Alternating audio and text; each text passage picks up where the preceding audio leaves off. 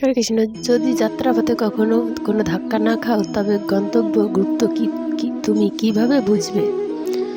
যদি ভুলের সঙ্গে সংঘর্ষ না হয়, তাহলে কি করে বুঝবে কোনটা ভুল কোনটা সঠিক?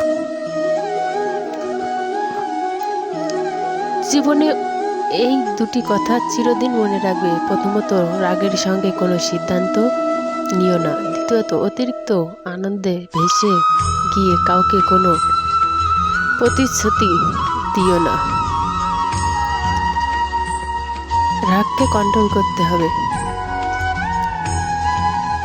মনে রেখো, যেমন দিনের পর রাত আসে, তেমনি সুখ ও দুঃখের জীবনের সঙ্গী। জীবন আছে মানে সংগ্রাম থাকবে, এটাই বাস্তব।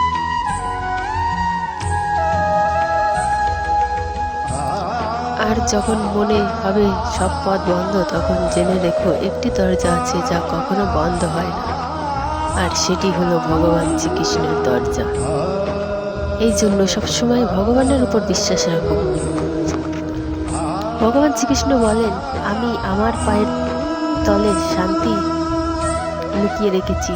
মানুষ সারা জীবন এই শান্তির খোঁজ করবে, সে একে খুঁজবে বস্তুগত জিনিসের সম্পর্কের মধ্যে আর ধন সম্পদের, কিন্তু প্রকৃত শান্তি সে শুধুমাত্র আমার চরণেই পাবে, যা আর কোথাও নেই।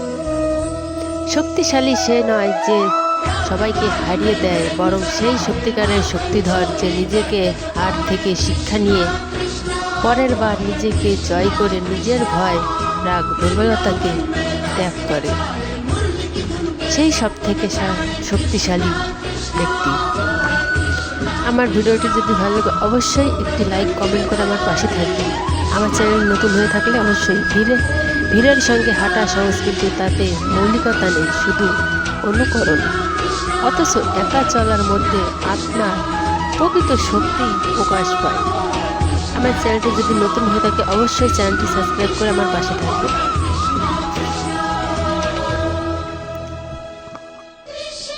নিজের সত্য আর নিজের পথে অটল থাকা, সঙ্গ থাকুন বা না থাকুক, এই পথে প্রতিটি পদক্ষেপে ভরসা রাখতে হবে নিজের শক্তি, বুদ্ধি আর আত্মার উপর। হয়তো তোমাকে ভিড়ের জন্য নয়, পথ তৈরি করার জন্য বেছে নেওয়া হয়েছে।